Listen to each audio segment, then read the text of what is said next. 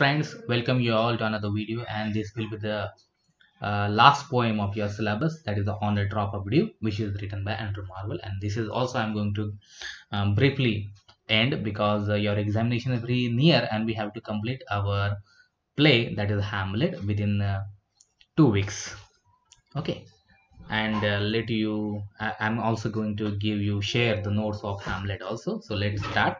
I'm reading the poem and then I will tell you the brief summary and analysis of this poem. So see how the orient dew shed from the bosom of the morn into the blowing roses, yet careless of its mansion new, for the clear region where it was born round in itself encloses. So actually you know that in the morning you can see the dews on the grass, on the plants, and here the speaker has compared the dew. This dew has came from the sky, that is from the heaven, and they are on the roses, they are on the plant, they are on the grasses. Okay, and here again he said that it careless of the mansion new, because earth is new mansion for them and they are very careless for them, for the clear region where it was born round in itself encloses. And it is a region, that is a clear region where it was they have born. Actually they have born in heaven and they fallen here.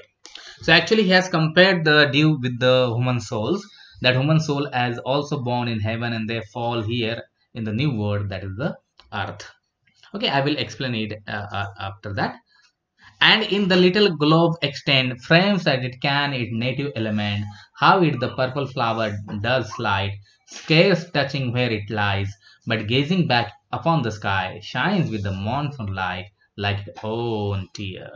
Okay, and when they came to this little global extent, they thought that this is their new mansion, and they got the frames. It can be a native element. They thought that they are a native of the earth, and how it the purple flower does light, and how they are looking very beautiful. How they slightly fell from the purple flowers, scratch touching where it lies, and they touches where they were, and they were very scared because they don't want to fall down, because they don't want to fall down on the earth. They wanted to be where on the leaf or on the flower. Okay, they don't want to do that, but gazing back upon the sky, when they look back at the sky, they shines with the mournful light as like its own tear. It is like their own tear. They are just looking at the sky and they were shining because they are crying that why they have left their original home and why they have came on earth. Okay, here you just keep in mind that dew is compared with the soul, and whatever the feelings of dews are actually the feelings of human soul. Because so long divided from the spare, restless it rolls and unsecular, trembling lest it grow impure, till the warm sun pity its pen, and to the skies exhale it back again. Okay, and they were divided from the spare. They are not that they are not at the one place. Some dews on some plants, some dews on some flowers, some dews on some grass. Okay, and they were restless because they thought that they will grow impure, and until the sun comes, and they think that the sun is really god like that, because he is going to take them away to the sky again in the form of the that.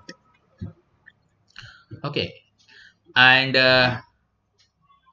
to the sky exhaled it back again. So the soul that dropped that ray of the clear fountain of eternal day, could it within the human flowers be seen, remembering still its former height, shuns the sweet leaves and blossom green, and recollecting its own light, does in its pure and cleaning thought express the greater heaven in an air less.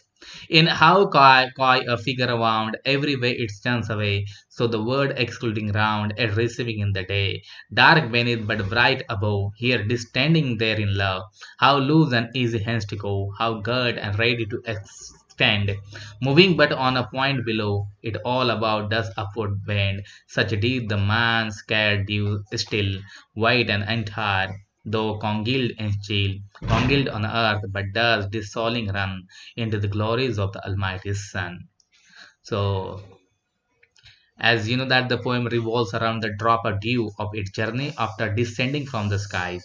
The dew drop, that is embodiment of Amon's soul, a man's soul is metaphorically and metaphysically reflected through the Dew's observations and musing.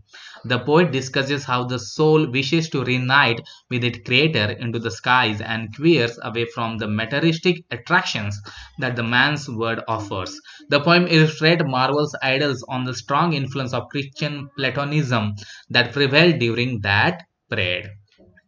And if we talk about the setting of this poem, the poet Andrew Marvell, who was known for his wit and clever use of the poetic language, made his influence on the belief of the soul on a constant wait to be one with his creator.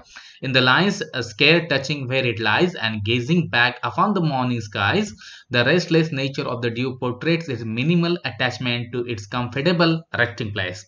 The rose petals similarly Marvell's convinced that the restless soul awaits his reunion with the Almighty and shows disdain for all earthly pleasures. This is the alliteration you can see in this poem. And here is the simile like its own tear. This is the simile. The poet is comparing the dew to the tear of the soul. Since the poem is metaphorical, it does not have much of similes and it itself a comparison of soul journey through a lifetime. And the personification metaphor is also there in the first two lines. The dew is said to have been shed from the blossom of the morning, which denote the sky. In the third line, the mentioned new is the personification of the earth, the native element mentioned here in the water, and the dew scarcely touching of petals is a metaphor in lines 10. The drop and the ray mentioned in line 19 is another clear personification of the soul. The clear fountain of the day in the line 20 is the personification of the heavens. Line 37 to line 40 personify the soul's union with the Almighty and its process of reuniting with the heavens. There is also symbolism. The dew symbolizes the soul that awaits a reunion with the sun, symbolizing the Almighty. The skies are the symbol of heaven that the soul gazes about at while it's sent to earth. The roses and the leaves are symbolized as the worldly pleasures that the dew so casually stays away from it. And let's move on the brief summary of this poem. The poem written by that metaphysical poet Andrew Marvell, and it expand on Platonic Christian influence over philosophies that prevailed in that period. Marvell has enveloped the belief of the soul awaiting reunion with its Almighty through a personification of the dew to be the embodiment of the soul and the sun to be that of God. The soul refuses comfort from all that the materialistic universe has to offer and instead awaits the time for it to be one with the heaven, which are personified by the skies. This entire metaphysical poem illustrates the journey and the duty of the soul disguised as the dew before it finally evaporates into the sky of the Almighty. The beauty of this metaphysical literature is its method of connecting the strong emotions of the dew to that of the soul to help the readers relate to the philosophy that Marvell wanted to share. The soul needs to be independent and self-sufficient like the dew that provides light for itself despite the presence of the green leaves and the cozy petal of the rose.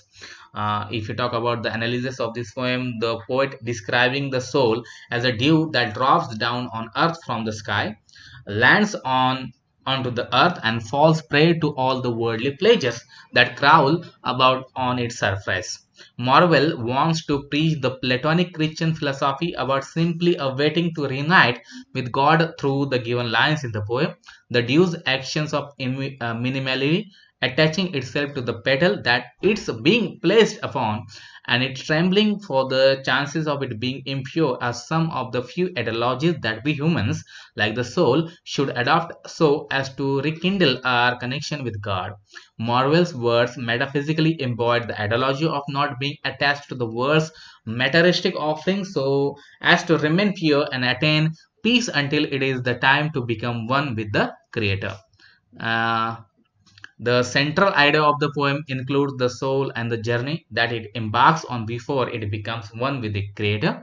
Marvell tells us of how entangled the soul can be of the earthly pleasures while it resides on earth before ascending above. In this process, Marvell also conveys the purpose of soul, and that is to stay devoted to God throughout a journey over the earth. So let's come to the conclusion of this poem. So this poem is a reflection of how life of the soul should be led. He asks of you to stay away from all the possessions that the materialistic world has to offer, so as to happily reunite with the Almighty to attain the utmost peace and joy. The dew that is the embodiment of the soul is said to be trapped on the earth, similar to the soul that is trapped within the body of the human. The poem is the ultimate journey and struggle that is to be faced before the soul eventually becomes one with its creator. So guys, here we have finished our poems, and in the tomorrow's lecture we are going to start Hamlet. So thank you for watching. See you in the next lecture.